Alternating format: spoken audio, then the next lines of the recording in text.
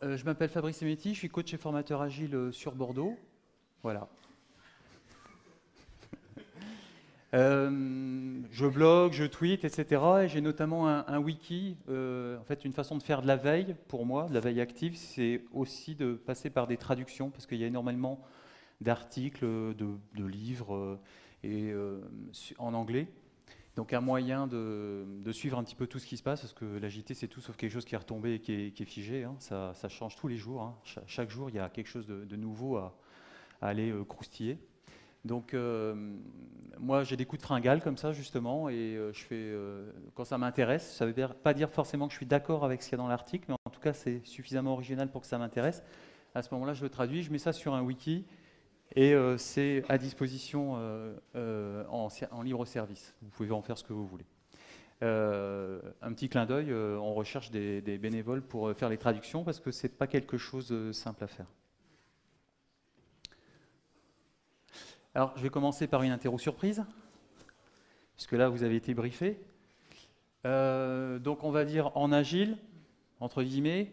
Alors, qui est responsable de définir le qui, c'est-à-dire qui y a dans l'équipe, à votre avis, dans une équipe agile, qui va dire il y a lui, il y a lui, il y a lui, il y a lui. C'est le. Il vient toujours le joker, celui-là, quand on sépare. Non, on va constituer une équipe. On se dit tiens, on a un projet, on va constituer une équipe. À votre avis, au niveau de l'organisation, qui va décider de qui on met dans l'équipe? Dans l'équipe Scrum, donc il n'y a pas encore le Scrum Master dedans. Vous voyez? C'est qui dans l'organisation? C'est les. J'ai entendu manager. On va prendre le rôle manager. Manager, enfin bref, quelqu'un dans l'organisation qui a un rôle dans le management. D'accord? Qui est responsable de définir le quoi? C'est j'ai entendu, oui? Le client et son représentant légitime au plus près de l'équipe, il a un rôle précis dans le Scrum, il s'appelle le Product Owner. Qui est responsable de définir le où? Parce que l'équipe, elle va bien loger quelque part. J'ai encore entendu Scrum Master. C'est vraiment le rôle le plus difficile où on ne comprend pas, et on ne comprend pas pourquoi il est à plein temps non plus, la première fois. Non, on n'a pas encore fait l'équipe, il n'y a pas encore Scrum Master, donc qui définit où on va loger l'équipe? C'est J'ai entendu le Scrum Manager, c'est ça? C'est le manager qui est responsable de définir le quand, c'est-à-dire on a défini le quoi, le fonctionnel, le métier, et dire quand ça se passera, quand est-ce qu'on l'implémentera, par exemple à l'itération 5 ou dans la deuxième version. C'est qui? C'est quoi? C'est le Scrum Master qui va dire quand? C'est on est en pleine pause digestive là. C'est le Product Owner, ouais, d'accord. Je simplifie, hein, parce qu'il y a des gens derrière lui, et puis il y a aussi des dépendances techniques ou des choses comme ça, hein, qui feraient que on pourrait éventuellement retrier un petit peu sa façon de prioriser. Bon, enfin bref. Qui est responsable de définir le comment? Comment on va réaliser les choses d'un point de vue technique? Ah, c'est pas le Scrum Master, hein. Ok. Qui est responsable de définir combien ça coûte? Alors, pardon. Combien ça coûte de faire l'estimation en jour homme? Allez, en heure, en jour homme. Ou en points? C'est l'équipe, d'accord. Effectivement, il y avait une réponse, le product owner, mais dans le sens combien, mais ce que ça rapporte en valeur métier, estimer la valeur. C'était pas il y avait un piège. Bon. Et qui est responsable de définir le pourquoi?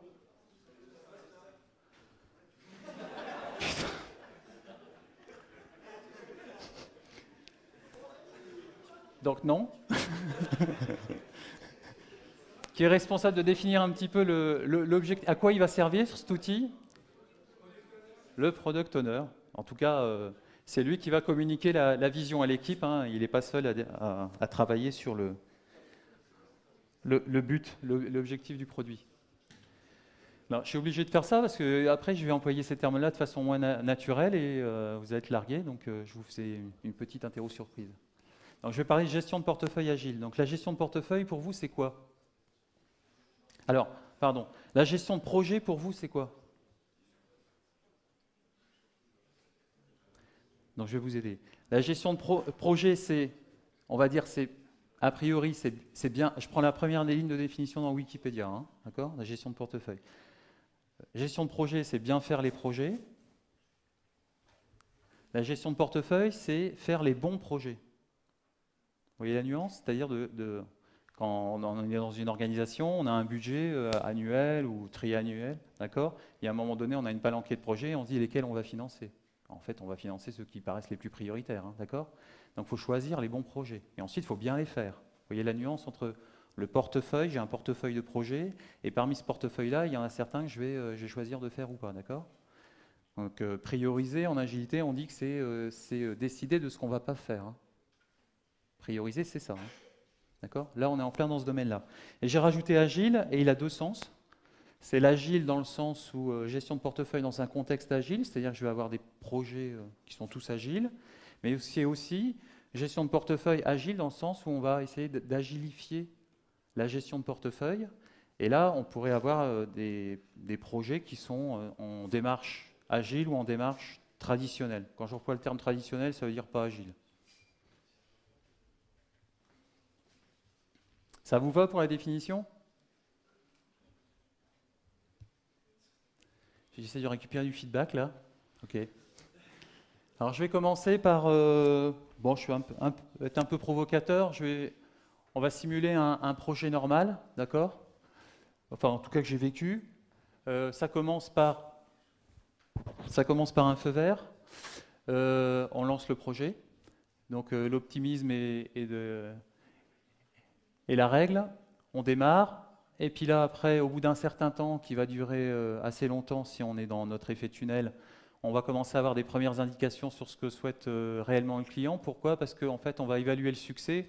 C'est les premières mises en recette. Au bout de 6 mois, 8 mois, il y a quelque chose qui sort. Malheureusement, la cible a peut-être bougé, parce que plus l'effet tunnel est long, plus le risque de la probabilité d'apparition de nouvelles choses, ou de contraintes réglementaires, enfin bref, une probabilité d'apparition de nouvelles contraintes, etc., fait que la cible, elle a peut-être bougé. D'accord? Donc on met ça en recette, c'est le moment où finalement le client voit pour la première fois le produit. Jusqu'à maintenant, on en parlait, là, il a un premier contact avec le produit. Et comme on dit, aucun produit ne survit au premier contact avec son client. Donc là, il y a une décision qui doit être prise, c'est soit on tue le projet parce que l'écart, la cible, elle a bougé fortement, et on décide de tuer le projet. Alors généralement, on ne décide pas de le tuer, parce que quand on tue le projet, on tue beaucoup de monde aussi, en même temps. Et puis on a consommé pas mal du budget, donc on va passer dans une phase où on va passer en mode panique, et puis on va vouloir aller se diriger vers la cible. J'ai du mal à tourner la tête avec. Donc on va passer en mode poursuite-acquisition, c'est-à-dire la cible a bougé, on va essayer de la retrouver. Donc là, vous allez passer en mode panique, en mode urgence, et tout d'un coup, il va se passer quelque chose. Il va y avoir un rapprochement entre les équipes métiers et les équipes de développement, tout d'un coup. Parce que là, chaque semaine, ou tous les 15 jours, il va y avoir un point pour savoir exactement ce qu'on a fait, etc. Parce que là, on est en mode où on dépense de l'argent, et il faut retrouver la cible. Petit à petit, on va reprocéder à une évaluation. Bon, la cible, elle a encore bougé. C'est par là. Et à un moment donné, on va dire, OK, c'est bon, on s'est rapproché. Donc finalement, il y a une certaine forme d'agilité, je mets plein de guillemets dans la phrase, dans le sens où, sur la fin, quand ça se passe mal, on repasse dans un processus, on va dire, empirique, pragmatique. Empirique, toute connaissance valide est basée sur l'expérience. Pragmatique, n'est vrai que ce qui marche, n'est vrai que ce qui fonctionne, d'accord? Et tout d'un coup, là, les équipes se rapprochent et on passe dans un mode itératif, c'est « je crois que ce que je vois ». Donc finalement, on a une forme d'agilité qui se déclenche sur la fin, mais dans la douleur, en mode panique et en mode urgence. Donc la question qu'on peut se poser du coup, mais c'est pourquoi on ne le fait pas dès le début? Pourquoi on n'invite pas le produit lors de nos réunions, lors de nos points d'avancement réguliers, lors du projet? Et finalement, c'est ce qui m'a permis de comprendre une citation de Jim Coplian, qui est un des premiers à avoir utilisé Scrum au début des années 90, et qui disait déjà « tout le monde va aimer Scrum, c'est déjà ce qu'on fait lorsqu'on a le dos au mur ». C'est ce que j'ai essayé d'illustrer dans le slide d'avant. Alors, la gestion de portefeuille maintenant. Imaginez que vous avez plusieurs idées. On commence avec une idée. Et une idée aujourd'hui en informatique, quand on veut la mettre en œuvre, on fait un projet. D'accord? Donc on a plusieurs idées ou plusieurs scénarios possibles pour expérimenter peut-être une idée. Donc j'ai fait des lignes de radar. Et l'idée, justement, c'est de se dire, je vais procéder par étapes itératives incrémentales que vous ont présenté Thierry et Antoine.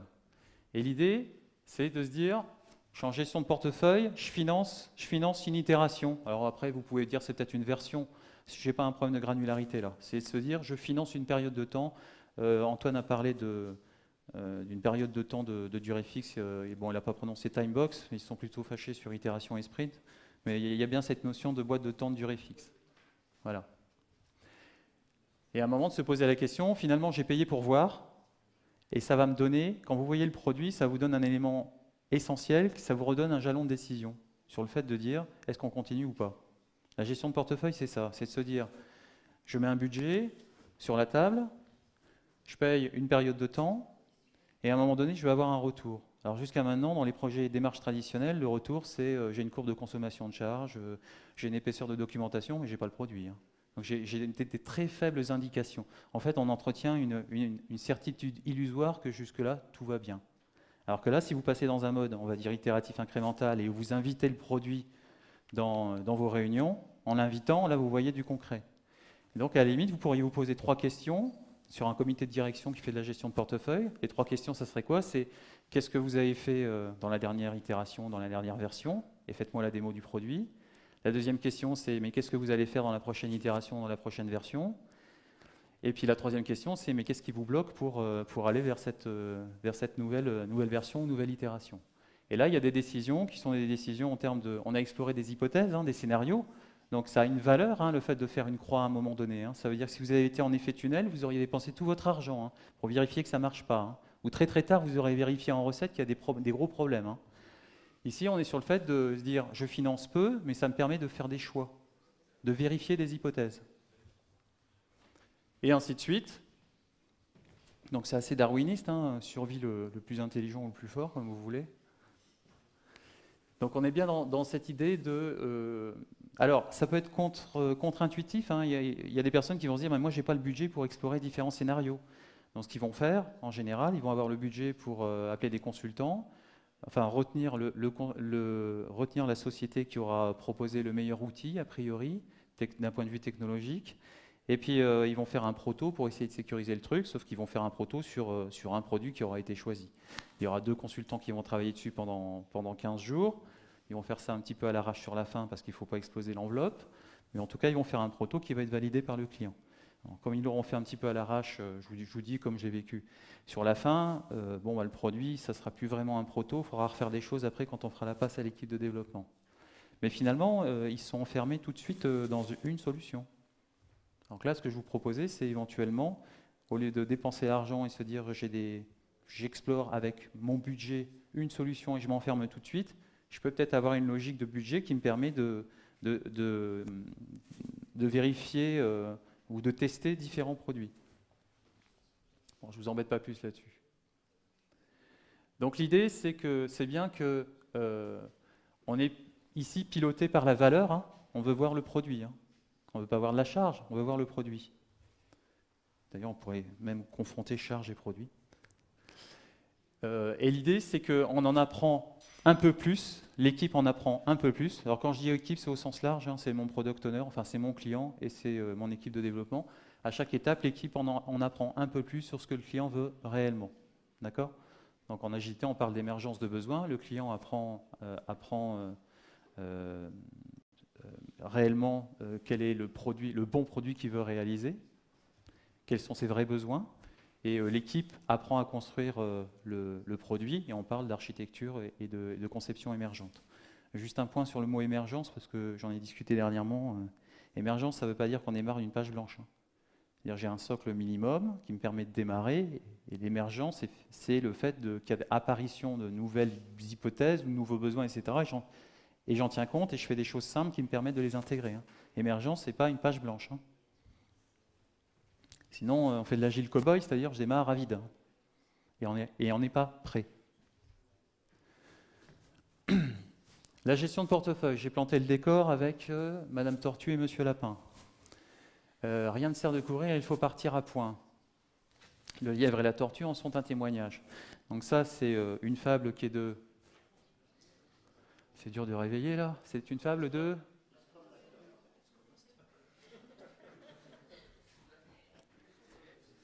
C'est une fable d'Alexandre Boutin qui a appliqué les fables de La Fontaine à l'agilité.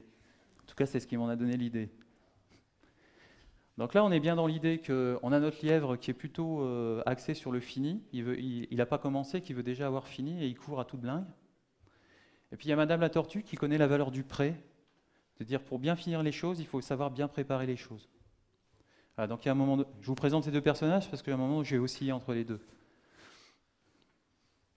Donc je viens d'introduire le concept du prêt et le concept du fini. Alors, pour illustrer les concepts, je vais passer par le cadre de travail, le framework que je connais le moins mal, et qui est Scrum. D'accord ? Je fais le lien avec ce qui a été présenté, il y a les rôles qui ont bien été présentés, etc. Donc ça me permet vraiment d'utiliser ça pour l'illustrer. Commencez pas à vous dire, c'est Scrum la solution. Je vous présente un exemple d'outil pour illustrer des concepts, d'accord ? Donc on retrouve notre processus Scrum.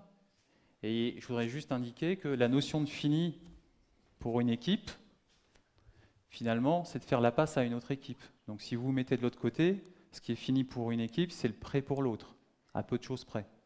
D'accord ? C'est juste une histoire de se dire, je suis dans cette colonne-là, je suis en train de livrer quelque chose, je suis dans le fini, et puis il y a une autre équipe qui prend la main derrière, et elle est en train de se dire, bon, bah, c'est prêt pour que je puisse agir derrière. D'accord ? Un exemple simple, c'est l'équipe de développement, c'est pas elle qui généralement livre en production, donc elle fait la passe à qui ? À l'exploitant, et l'exploitant se dit c'est prêt. Donc finalement, je suis en train de rajouter des critères qui disent c'est quoi la définition du fini et c'est quoi la définition du prêt. Hein.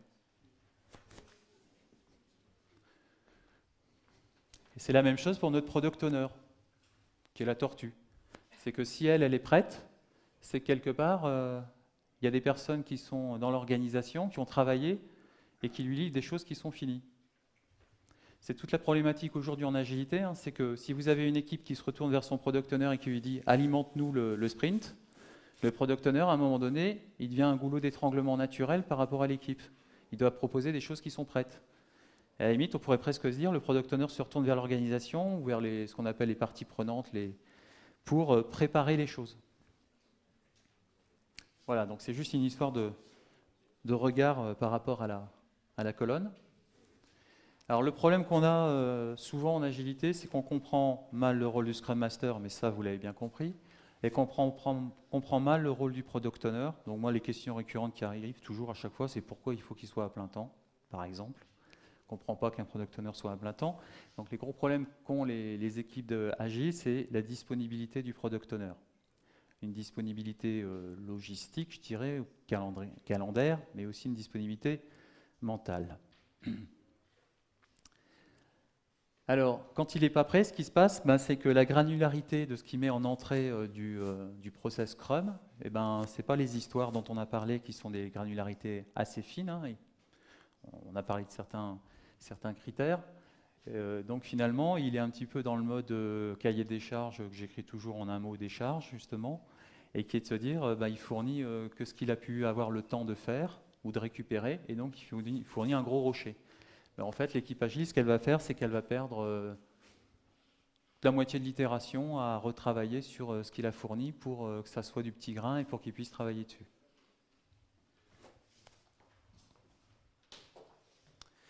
Donc là, c'est ce qu'on appelle, du coup, pour moi, c'est le modèle de la cascade, dans le sens ça tombe de haut et puis ça fait mal. En plus, c'est froid. Ou le lâcher de barrage, pourquoi pas, ou le cahier des charges.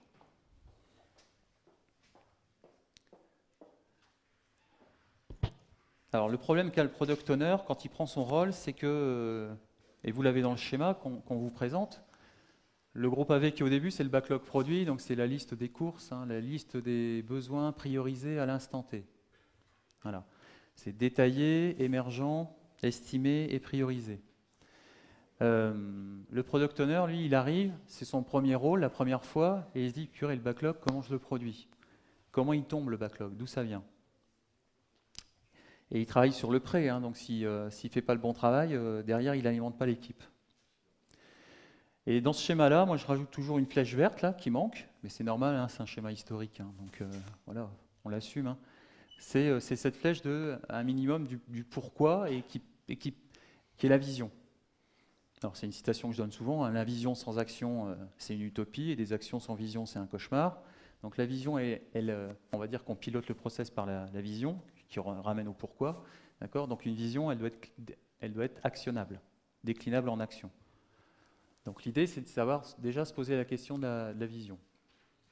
À partir de là, notre product owner ou notre tortue va pouvoir pondre des œufs, ce qui sont les différentes histoires qui vont permettre d'alimenter le backlog du produit. Alors, non, vous ne les avez pas mentionnés, ces critères-là. Alors, il y a des critères qui sont connus sous la forme de l'acronyme INVEST. INVEST dans le sens investissement de la valeur, hein, il y a un jeu de mots. Une notion d'indépendance des stories, enfin des histoires, le fait qu'elles soient négociables, elles ont une certaine valeur, elles ont été estimées, elles ont une certaine taille. Un gros rocher dans un sprint de 2 semaines, ça ne va pas passer, donc il faut une taille plus petite. Et elles sont testables. Quelque chose dont on n'a pas pu coller des tests, ça veut dire quelque part, on ne sait pas en faire la démo, donc pourquoi est-ce qu'on le développerait? Et bien entendu, le product owner, il arrive, et puis l'équipe, elle commence, et il faut bien qu'elle soit aidée par quelqu'un qui dit « et confiance », donc pour ça j'ai mis un serpent, ça vaut ce que ça vaut, et qui est le Scrum Master. Le Scrum Master, c'est le maître de Scrum. Il a la maîtrise de Scrum, j'espère, une maîtrise suffisante. Une maîtrise suffisante pour pouvoir aider l'équipe Scrum, qui comprend l'équipe de développement et le Product Owner. Donc il est censé pouvoir montrer, par l'exemple, à un Product Owner, comment on fait un backlog produit. D'accord ? Le Product Owner, il n'est pas quelqu'un de solitaire, hein. Après, c'est votre équipe de dev, hein, qui saura l'aider, qui pourra participer à des ateliers de rédaction de story, par exemple. Là, on commence à se diriger vers un backlog où il va y avoir du petit grain. C'est-à-dire qu'effectivement, on avait des gros rochers au départ, mais au bout d'un moment, on va pouvoir avoir des histoires qui ont une bonne granularité, qui vont pouvoir rentrer dans le process Scrum. Et finalement, on en vient à identifier une notion de lycée avec la bonne granularité. Donc, on fait apparaître une notion de flux. Donc, il y a cette notion d'itération dont on a parlé. Pour lancer l'itération, il faut être prêt et avoir bien défini la définition du prêt et bien finir les choses, hein, ne compte que ce qui est fini. Et il y a cette notion de flux avant, où le product owner travaille avec l'organisation pour alimenter les sprints. Alors là, j'ai mis Monsieur Raton, je vous expliquerai pourquoi il a un t-shirt rayé. Mais on est sur l'idée de récupérer des nouvelles choses. Voilà, j'ai prononcé le terme d'idée tout à l'heure. Voilà, on est vraiment sur l'idée de départ. Comment elle arrive à alimenter finalement une itération, un sprint pour être mise en production. Une organisation qui a des idées, combien de temps elle met pour les mettre en production? Là, vous prenez votre chrono et vous comptez en mois, hein. Allô? Oh là là, il chauffe. Donc il y a bien cette idée d'entonnoir à idées, hein, parce que les idées, on peut en avoir plein, mais il y a bien un moment donné, il faut en choisir certaines, les qualifier, etc. D'accord ? Donc ce que les Anglais appellent, et on a repris le terme en français, parce qu'on a du mal à faire les traductions, d'idéation, donc de genèse, de génération des idées. Et il y a cette idée, finalement je ne vais pas m'en sortir de cette expression, américaine qui est le concept to cache, c'est-à-dire je démarre du concept et le principe est d'arriver au cache le plus rapidement. Alors c'est bien une idée américaine, hein, qui suppose que finalement tout ce qu'on fait c'est dériver des flux financiers. Mais bon, on pourrait le voir autrement. J'ai Thierry qui me fait un clin d'œil. Allô? Ouf. Donc, comme on l'a vu tout à l'heure, je vous l'ai illustré, la gestion de portefeuille, c'est se permettre d'échouer sur plusieurs choses à la fois. C'est le coût ou c'est le prix pour tester, explorer des hypothèses. D'accord? Avec l'idée effectivement derrière d'obtenir un peu de réussite. Ça coûtera toujours moins cher que d'avoir des effets tunnels de plusieurs mois et d'entretenir une certitude illusoire vis-à-vis de l'organisation qu'on y arrive.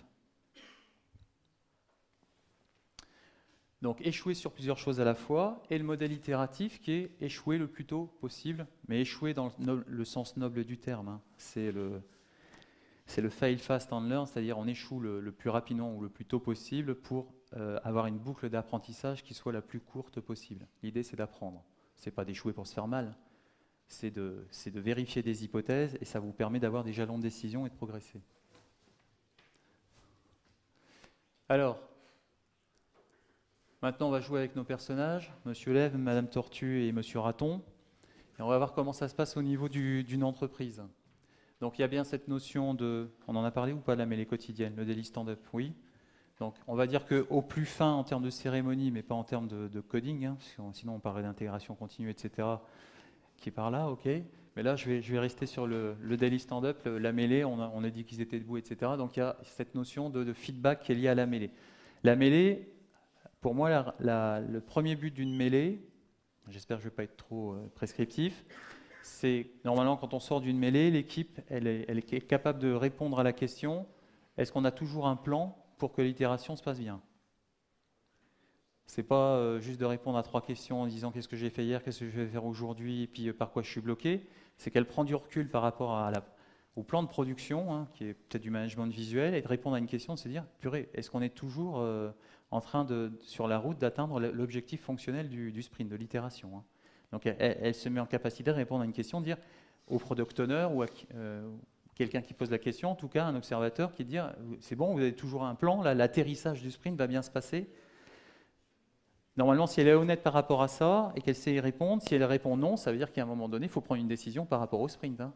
Un sprint, ça peut s'abandonner, hein, ça peut s'annuler, on peut refaire une planification de sprint en plein milieu, hein. On peut déclencher ce qu'on appelle une procédure d'urgence, hein, l'emergency procedure en Scrum. Il y a la notion de timebox suivante, qui est de rythme suivant, qui est le sprint, donc des itérations de moins de 4 semaines. Et puis, vous avez presque prononcé le terme, ou je ne sais plus, en tout cas, il y avait la notion de version, de release en anglais, qui est, c'est un grand monsieur qui me l'a dit, qui est le rythme normal de livraison en production. Je crois que c'est Thierry Cross qui m'a dit ça. Voilà. La notion de roadmap, qui est une roadmap il y aura des vengeances, qui est la notion de roadmap de version. Donc en fait, les clients, les gros clients en tout cas, ils connaissent déjà le principe des versions. Ce qui est marrant, c'est qu'ils le font en maintenance, ils ne le font pas en projet. Ils ont une politique de versionning du système d'information, vu comme un produit, mais ils ne l'appliquent pas sur les projets. Donc ils ont 3 à 4 grandes versions dans l'année, en maintenance. Là, ils se donnent de la visibilité, ils se donnent des timebox, mais sur un projet, ils ne le font plus. C'est des lots avec des machins à plusieurs mois, etc. Il y a un paradoxe. Donc là, en agilité, on va vous parler de train de release, c'est-à-dire des releases qui s'enchaînent. Et là, on est comme dans l'édition de Progiciel, hein. Il y a quoi dans la V1, il y aura quoi dans la V2, il y aura quoi dans la V3. Vous définissez un périmètre fonctionnel par rapport à la visibilité que vous avez de ce qui va se passer dans l'année. Après, il y a des contraintes réglementaires qui tombent, des nouveaux clients, etc. Donc, vous faites varier un petit peu, on va dire, le backlog de chaque version, de chaque release. Mais il y a bien cette notion de roadmap. Je peux vous dire que c'est très difficile pour un client qui n'est pas habitué de raisonner produit, roadmap, feuille de route, version. Lui, il raisonne projet, charge, lot. Il vous fait un découpage et vous êtes tout le temps en train de lui demander mais purée, mais c'est quoi le produit? Et le découpage, c'est une notion de sous-produit ou c'est juste un découpage de charge avec des dépendances voilà, on perd très très vite la vision du produit. Donc finalement, vous perdez très très vite la vision du pourquoi, hein, pourquoi vous faites les choses. On tombe tout de suite dans le fait de faire, quoi. Et pourtant, les décisions que vous allez prendre au cours du projet, il faut les ramener à des décisions de produit, pas des décisions de projet, de charge, etc. Je comprends qu'il y ait le budget derrière, mais il y a des moments où vous allez prendre des décisions qui peuvent être fatales au projet, mais en fait, il faut les prendre en se tournant vers le pourquoi on fait les choses et par rapport à une notion de produit, de valeur, de création de valeur ou d'accumulation de valeur avec les sprints. Donc Monsieur Raton, il apparaît à ce moment-là parce qu'on commence de plus en plus à se tourner vers le pourquoi et à remonter vers l'organisation, hein, d'accord? C'est finalement, on remonte vers les plus hauts niveaux de l'organisation, donc finalement on remonte petit à petit vers la notion de client. Donc on remonte vers la notion de produit, ensuite je remonte vers ma notion de portefeuille, hein, qui est le fait d'avoir une visibilité sur tous les projets qui créent des produits au niveau de mon organisation et donc des choix à faire.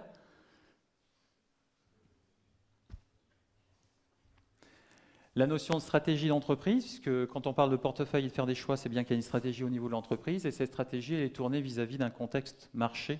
Donc là, on retrouve nos clients.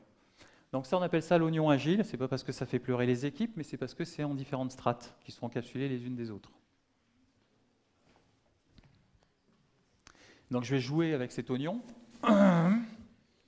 J'assume la formule. Je joue avec mon oignon. Tu tweets pas. Agilarium joue avec son oignon. Tu tweets pas, j'ai dit. Donc, ouais, ça arrive par la droite aussi. Donc, j'ai joué avec les couleurs. Donc, on va dire une teinte vert, orange, rose, saumon, ouais, et puis bleu. Et je vous propose en fait, ce que j'ai voulu vous montrer, c'est une notion d'encapsulation, donc des poupées russes finalement, qui s'encapsulent. Donc, une notion d'encapsulation au niveau de l'équipe, projet, avec une poupée russe qui est plus sur la notion de version, qui encapsule les sprints. Et on commence à aller vers la roadmap. Et puis une notion d'encapsulation qui est là, on se tourne vers la stratégie de l'entreprise et on retrouve notre raton. Et tout ça, c'est des rythmes qui sont dans des rythmes en fait.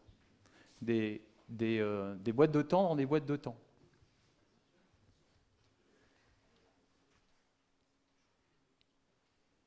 Soit je change l'ordinateur, soit la zappeuse. Alors maintenant, je joue avec Scrum, mais c'est juste une illustration. Je ne vous dis pas que c'est l'outil pour le faire, d'accord ? Je vous ai dit c'est l'outil que je connais le moins mal, donc c'est celui-là que j'utilise pour illustrer les choses. Donc je vous ai fait apparaître des rythmes, donc des cycles à tous les niveaux, et donc je joue avec Scrum à tous les niveaux. Donc je fais du Scrum dans le projet, et j'essaye de faire du Scrum au niveau de la roadmap de version, et je fais du Scrum au niveau de la gestion de portefeuille. Et je dis qu'en fait, l'entreprise, elle a des cycles dans des cycles, qui s'enroulent comme ça, sauf que c'est des périodes de temps de plus en plus grandes.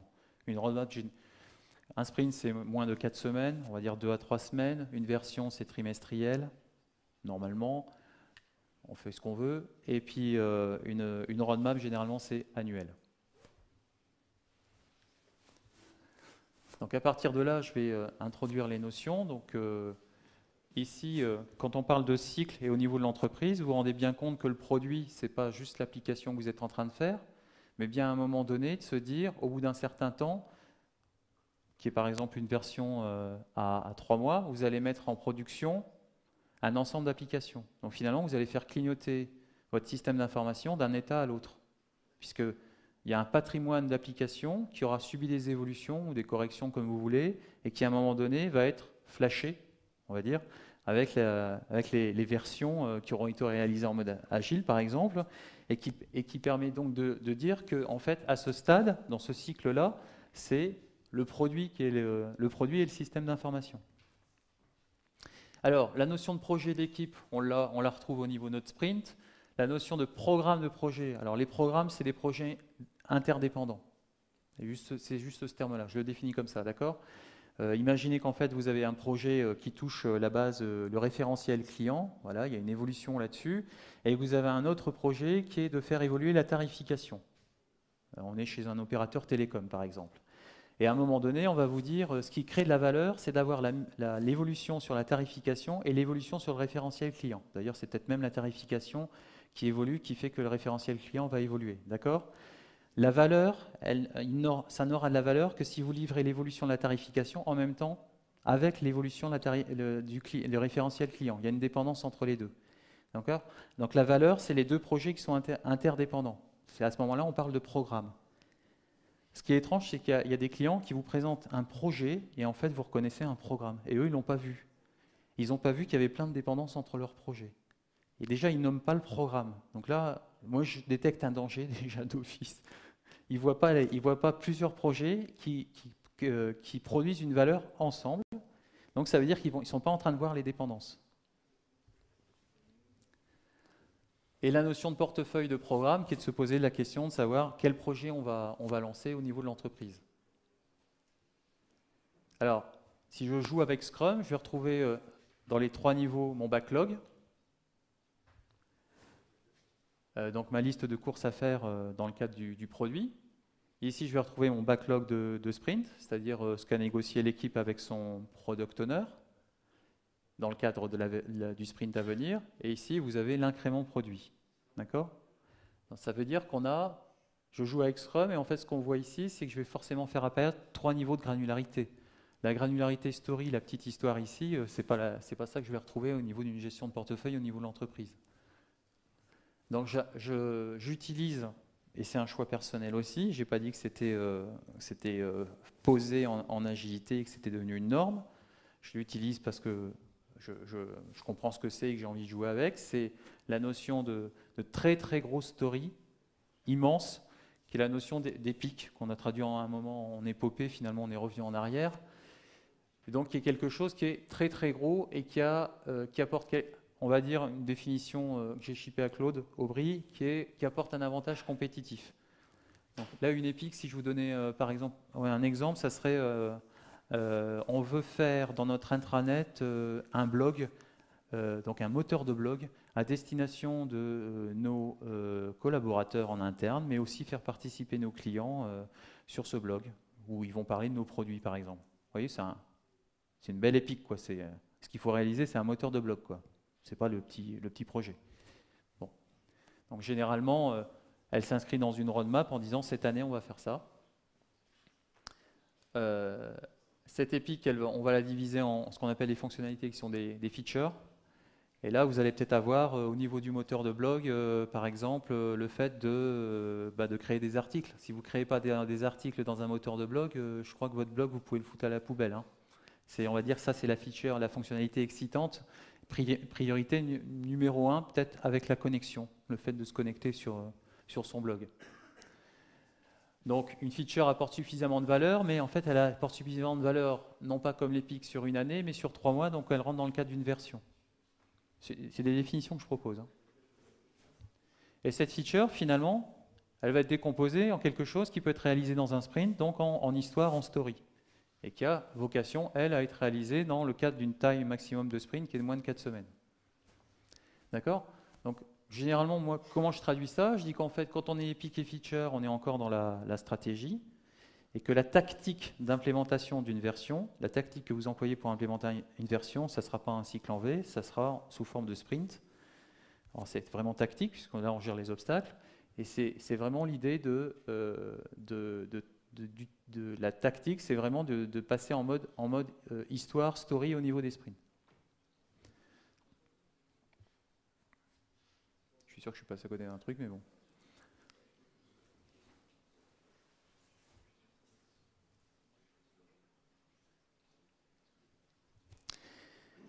Alors juste pour vous montrer quelque chose, c'est initialiser son backlog produit et introduire une notion de roadmap, de version et de sprint. C'est de pouvoir le faire avec déjà une notion de priorité. Je vous ai dit que le backlog, c'était la liste des courses priorisées à l'instant T. Donc il y a bien cette notion de ce qui est le plus prioritaire est en haut et ce qui est le moins prioritaire est en bas. Cette notion, alors le story mapping que je vais vous présenter, donc là, une cartographie des histoires, une carte des histoires, elle a l'originalité par rapport au backlog qui est plutôt un axe vertical et qui est un product owner. La première fois, il a un peu de mal à jouer avec ce seul axe. C'est d'introduire un second axe qui est un axe temporel. J'ai rajouté UX parce qu'il y a la notion d'expérience utilisateur. Quand vous demandez à un client, à un utilisateur final, pardon, comment il utilise son produit, il va vous décrire un scénario d'utilisation de son produit. Même, on dirait, si on faisait de l'ergonomique, il va vous décrire une journée type. Il va dire, le matin, j'arrive, et puis je fais ça, et puis je récupère mes dossiers clients que je vais traiter, et puis en rentrant de manger, je vais commencer à traiter ça, et puis faire des passes à tel collègue sur des dossiers qui sont en souffrance, etc. Bref, il vous raconte un peu sa journée type. Donc il introduit une notion temporelle. Et quand vous discutez un petit peu avec les utilisateurs, à un moment donné, ils vous racontent leur journée type. Donc en fait, ils introduisent une notion, ce second axe, avant d'introduire la notion de priorité. Donc l'idée, c'est d'introduire la notion de persona qui vient de l'ergonomie, je crois, qui est le fait d'avoir je vais mal en parler, mais une personnification, on va dire, d'un utilisateur type. Je pense que les deux choses que j'ai dites sont fausses, mais au moins vous les comprendrez. C'est de se dire, bah voilà, Sandra, elle est chargée back-office, et Sandra, en fait, sa problématique, c'est qu'elle reçoit des dossiers papier, et puis à un moment donné, elle doit les ressaisir dans l'outil, et quand elle va les saisir, il va y avoir une vérification, et quand ça aura été vérifié, elle va pouvoir ensuite calculer, par exemple, un taux d'indemnisation du dossier. Voilà, je viens d'inventer quelque chose, d'accord ? Donc ça, je viens de raconter une histoire, je viens de raconter un scénario d'utilisation. Ça se rapproche des cas d'utilisation si vous avez fait des use cases en UML. Hein, J'assume une paternité là-dessus, à la limite. Il n'y a que moi qui le dis. Alors, la notion de persona, on peut introduire notre notion d'épique, c'est-à-dire j'introduis le fait qu'elle est en train de se connecter à son moteur de blog, et en fait, dans sa journée, elle va enchaîner des features. Donc, ce qu'elle va faire, c'est qu'elle va créer un article, et puis après, elle va peut-être le publier, et puis ensuite, il y aura une autre persona qui va arriver, qui va dire, mais je mets un commentaire sur l'article. D'accord? La notion de story, pour aller jusqu'au bout de l'exemple, ça sera peut-être de dire la story, c'est une tactique pour implémenter la fonctionnalité, par exemple, de gestion des commentaires sur un blog. Et une story, ça sera peut-être, si je fais un truc facile qui est du crude, ça sera peut-être de créer un commentaire, de pouvoir publier un commentaire, lire le commentaire, de pouvoir le mettre à jour, le commentaire, le modérer, éventuellement le supprimer, etc. Vous voyez, c'est en fait, si vous faites la création, c'est pas pour ça que la fonctionnalité elle est utile d'un point de vue métier. Vous avez juste fait, d'un point de vue tactique, vous avez décomposé la fonctionnalité qui est utile d'un point de vue métier, et vous avez fait la création. Mais si vous livrez ça en production, ils n'en font rien. Vous créez un commentaire, et alors je ne peux pas le publier. Ça me fait une belle jambe. Alors, donc ça, c'est d'un point de vue, vous avez fait ça en 2 semaines, par exemple. La notion de fonctionnalité, l'utilité métier, elle apparaît au niveau de la version. C'est pour ça que la version, on dit, elle a la réputation d'être livrée en production. Donc si vous commencez à dire, je peux créer un commentaire. Dans mon 2e sprint, j'ai fait la publication. Dans mon 3e sprint, j'ai fait la modération. À ce moment-là, vous avez un product owner qui va peut-être vous dire, bon, bah là c'est mûr, ça peut partir en production sur la gestion des commentaires. Parce que j'ai le minimum vital, on va dire, au niveau de la gestion des commentaires. Je peux créer, je peux publier et je peux modérer. Ça me suffit, ça me parle. En tant que product owner d'un moteur de blog. Donc je vous ai parlé de minimum vital. En fait, ce qu'on dit, c'est qu'au niveau des épiques, on a ce qu'on appelle la colonne vertébrale. Mais une colonne vertébrale, ça ne se livre pas en production. Et en agilité, on dit que ce qu'on livre en production, c'est un squelette qui marche. C'est le minimum viable product. J'ai vu aussi minimum valuable product, c'est-à-dire le produit minimum vital, minimum viable. On va dire que la V1 du produit, s'il fallait la mettre en production, ça serait quoi? Et donc là, vous commencez par rapport à tout votre tas de fonctionnalités, vous commencez à vous dire, bon, bah, il me faut ça, et ça sera ma V1 du produit, d'accord? Donc je suis vraiment dans une démarche incrémentale. Hein. Je me dis, dans ma V1, il me faut absolument ça, et ça, je peux le mettre en production. Dans ma V2, il y aura des nouveautés, en fait. Alors, si vous pouvez, et que vous avez un bon product owner, il pourra même avoir du muscle hein, sur le squelette. Hein.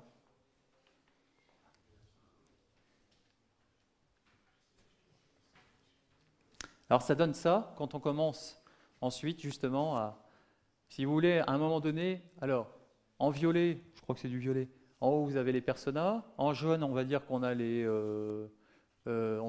features, je laisse tomber les épiques, et en bleu on a des stories. Normalement tout ce qui est en bleu, les stories en bleu turquoise, c'est tassé vers le haut, et à un moment vous allez dire mais dans ma première version ou mon premier sprint, je joue sur la granularité, c'est pas grave. Je vais avoir ça, ça et ça. Donc vous allez commencer à dire, il y a des choses que je descends, parce que je les veux plus tard. D'où les bandes vertes. D'accord? Les bandes vertes, à la limite, ça serait sprint 1, sprint 2, sprint 3, ou version 1, release 1, release 2, release 3.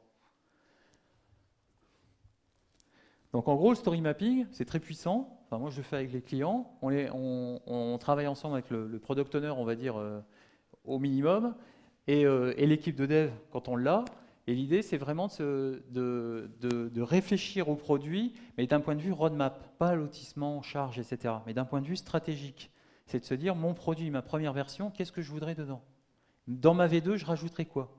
On est vraiment sur une notion de qu'est-ce qui apporte de la valeur à mes utilisateurs finaux.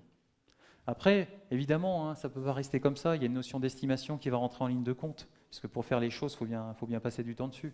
Et il y a une notion de risque aussi qui peut apparaître, de risque fonctionnel ou de risque technique. Donc il y a peut-être des choses qui vont remonter ou qui vont redescendre. Mais il y a bien ce travail-là en premier. J'ai une grande difficulté avec les clients, la première fois que je fais un story mapping, une story map, parce qu'ils ont perdu la vision produit en fait. Ils l'ont eu à un moment donné, sans doute il y a 1 an ou 6 mois, quand ils ont eu l'idée du programme ou du projet. Et après, c'est rentré dans une problématique de juste faire des plannings, d'estimer des charges et tout ça.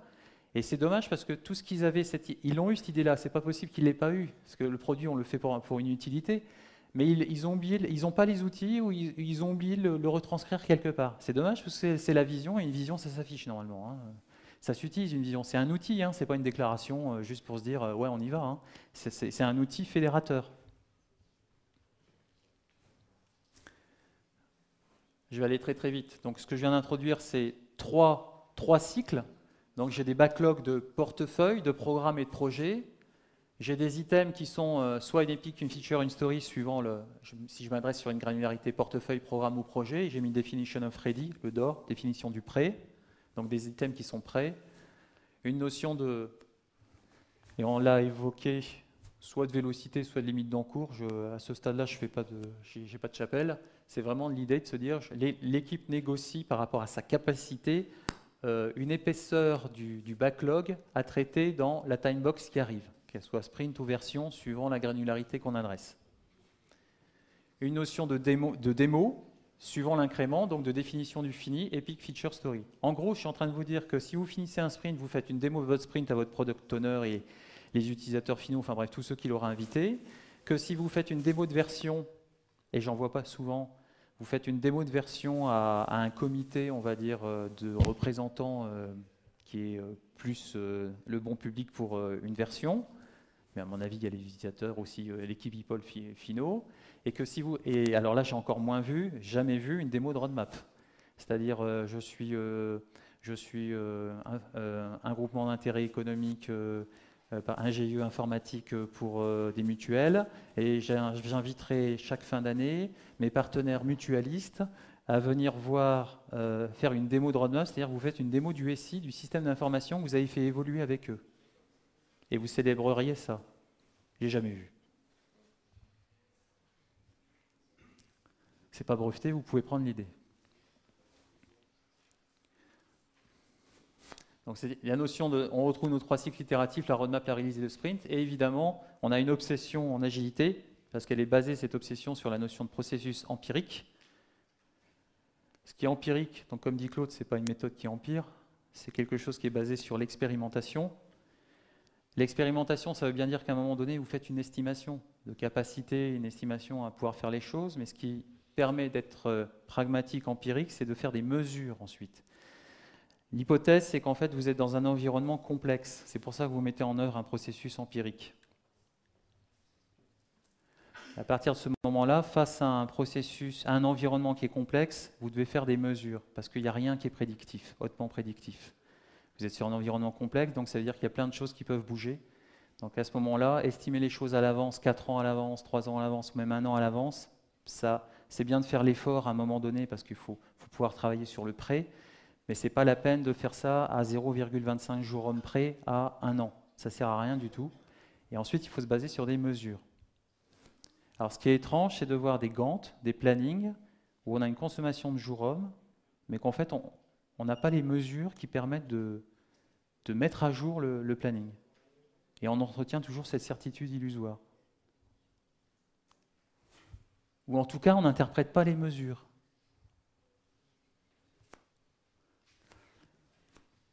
Là, l'obsession en agilité, c'est vraiment, et c'est deux piliers de Scrum d'ailleurs, je les ai pris à Scrum ceux-là, qui sont l'inspection et l'adaptation. Qui est vraiment l'inspection, pas dans le sens, il y a une descente de bœuf carotte, hein. C'est l'inspection dans le sens, je regarde ce qui s'est passé dans l'itération et ça me permet de prendre des décisions et donc un plan d'action qui va permettre de m'adapter. Donc finalement, c'est un processus d'apprentissage et d'amélioration continue. Donc c'est une notion qui commence avec une réévaluation périodique, puisqu'on a parlé de la mêlée quotidienne, et qui donne aussi une visibilité sur l'avancement. J'insiste, hein, c'est vraiment se permettre de donner un jalon de décision à l'organisation systématiquement. Une autre façon de le dire, c'est qu'on préférera toujours quelqu'un qui est au rendez-vous toutes les 2 semaines, qui apprend à être au rendez-vous toutes les 2 semaines et à vous livrer quelque chose, même s'il n'a pas fait 100% de ce qu'il avait dit, qu'il ferait. On préférera toujours quelqu'un qui est au rendez-vous, par rapport à quelqu'un qui dit « j'ai fait 100%, sauf que c'est pas dans 2 semaines, qui vous a fait les 100%, c'est dans 3 mois. » Et en fait, il vous a mis en difficulté parce que vous avez aussi des clients et qu'en fait, il a mis en péril vos propres jalons de décision que vous aviez par rapport à votre client. Donc l'idée de l'agilité, c'est d'abord d'être au rendez-vous, d'apprendre à être au rendez-vous, ou du Scrum Pédiluve. C'est d'abord l'organisation d'apprendre à être au rendez-vous, d'accepter, d'apprendre à tenir des rythmes de 2 semaines. Et évidemment, vous ne serez pas à 100%. Et ensuite, d'apprendre à augmenter la qualité et le périmètre qui va être livré. Voilà, je peux l'expliquer comme ça. Donc, à l'image des équipes Scrum, l'entreprise agile doit maintenir un rythme de travail, puisque là, j'ai fait remonter du Scrum jusque dans les hautes sphères de l'entreprise, hein, jusqu'à la roadmap, hein, à la gestion de portefeuille. Privilégier ce qui est le plus haut de priorité, livrer les fonctions. Ça paraît anodin quand je dis, mais j'ai déjà rencontré des responsables de méthode ou qui sont dans des comités de gestion de portefeuille. J'ai vu la boulette qui tombait là.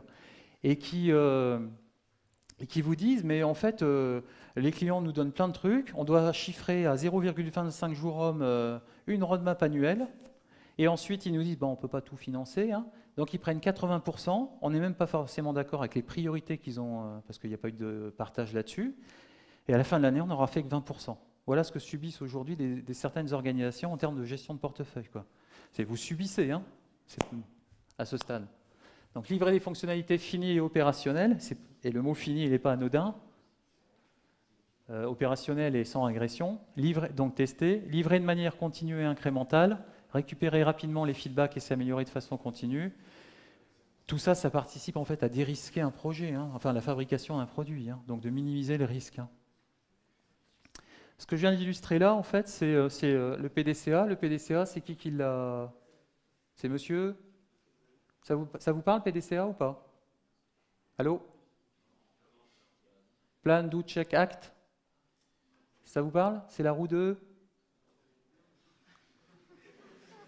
Donc il y avait l'oignon d'Agilarium, maintenant il y a la roue de... Deming? Et le vieux monsieur là qui a dit Deming? Non. La roue de Deming, ici on est sur, et on l'a dit tout à l'heure, on est de la planification. Réunion de planification du sprint. Le do, c'est l'itération. Le check, c'est déjà au niveau de la mêlée quotidienne, vérifier qu'on a un bon plan. Et le adjust, je préfère le adjust au act, qui est la revue de sprint et la rétrospective. On fait que du naming, là. Ça remonte aux années 50. Enfin, 45 au Japon, bon, d'accord.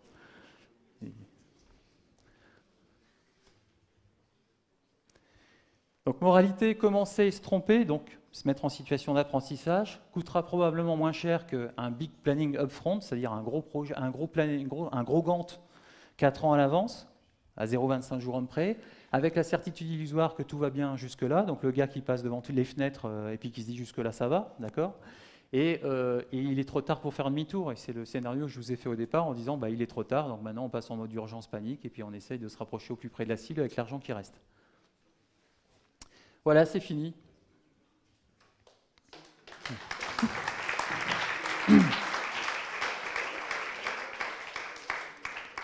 Il reste 7 minutes. Ou après, ça dépend du retard qu'ont eu mes collègues avant. On va prendre quelques questions s'il y en a.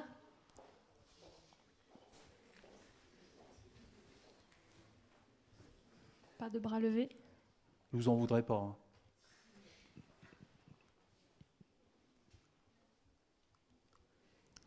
A priori, ils sont assoiffés et affamés. Ah ouais, bah oui, c'est vrai, il y a la pause. Ah oui, ah non, c'est ça.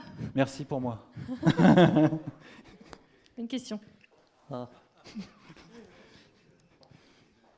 Alors, je me mets en mute. Pas de problème. Merci Fabrice déjà. Oui. Et comment tu arrives à enseigner à tes clients de déterminer l'utilité des features, épiques ou toutes ces choses? Comment ils arrivent à associer un chiffre et s'ils arrivent à mettre des euros derrière ou quelque chose, autre chose? Alors c'est quelque chose que je n'ai pas commenté, effectivement. Oui, ça forcément, c'est bien de faire les animations, mais après, quand il faut remonter dans le temps... Ah oui, ici. Voilà, donc là je me cale sur une discussion avec Claude, hein, de toute façon. La notion de story... C'est vraiment le plus petit, j'essaye de répondre, hein, le plus petit élément fonctionnel au niveau du sprint. Hein. En dessous, vous êtes dans la tâche technique. Hein. Donc faites bien la différence entre une story et une tâche. La tâche, c'est le comment. J'ai décomposé la story pour savoir comment la réaliser. Et la story, c'est encore une unité fonctionnelle. À ce stade, c'est tellement petit fonctionnellement que estimer une valeur, une utilité pour le métier, eux, ils vous disent, moi je veux un ensemble de stories qui fera ma fonctionnalité, et c'est ça qui aura de la valeur. Donc la story, on est plutôt dans l'estimation relative en points. L'unité, c'est le point. Et j'ai pas de notion financière. Maintenant, je remonte sur la feature, puisque c'est ta question sur les fonctionnalités. Moi, je continue à travailler en points, en estimation relative. Je fais une vision 20 sur 20, c'est-à-dire je leur dis une feature, est-ce que celle-là est plus importante qu'une autre? J'essaye même pas d'espérer d'avoir des euros là-dedans. Les seuls moments où j'ai une estimation en euros sur une feature, ça serait de dire c'est le coût du retard, donc on a traduit dans le coût du délai, qui est de dire ça coûterait quoi de ne pas l'avoir? Et il faudrait qu'il y ait presque une pénalité financière du marché de ne pas l'avoir. Des fois, on a plus la valeur financière en se posant la question si on ne l'a pas, qu'en l'ayant. Donc c'est un premier élément de réponse. Donc là, je suis plutôt d'estimation relative et je reste en points. Par contre, au niveau de l'EPIC, on est sur quelque chose qui est on se rapproche du marché. Plus on est près du marché et du client, plus là, on commence à pouvoir estimer de façon financière. Mais ça, c'est la théorie. En pratique, je n'ai jamais réussi à l'avoir. Soit parce que c'était confidentiel, soit parce que le coach, il arrive un peu au dernier moment. Dans une semaine, on démarre, on a fait le go. Et il y a longtemps que les discussions qu'il y a eu sur le retour sur investissement, etc., c'est dans des documents enfouis et puis qui ne sont surtout pas affichés et qu'on ne vous montre pas. Enfin, moi, je subis ça. Il y a des moments, je fais des fouilles archéologiques sur le système d'information ou dans la tête des personnes que je vois pour essayer de ressentir ces décisions. Mais je ne les ai pas. Mais là, oui, il n'y a pas de problème. Généralement, ils arrivent à avoir du financier et puis même, il y a le budget homme-mois, on va dire. Moi, MOIS. C'est pas génial comme réponse, mais c'est aussi mon positionnement quand j'arrive chez le client. Il y a déjà des décisions qui ont été prises, les pires comme les meilleures, et sur des bases budgétaires notamment et financières que je vois pas, auxquelles j'ai pas accès. Alors je me dis que c'est pour des raisons de confidentialité. C'est pas parce qu'ils l'ont pas fait. Pause. Ah ouais. Allez, pause. On se retrouve à 4h25. Allez, il y a des jus de fruits et du café, des petits fours qui vont vous attendre dans le hall. À tout à l'heure.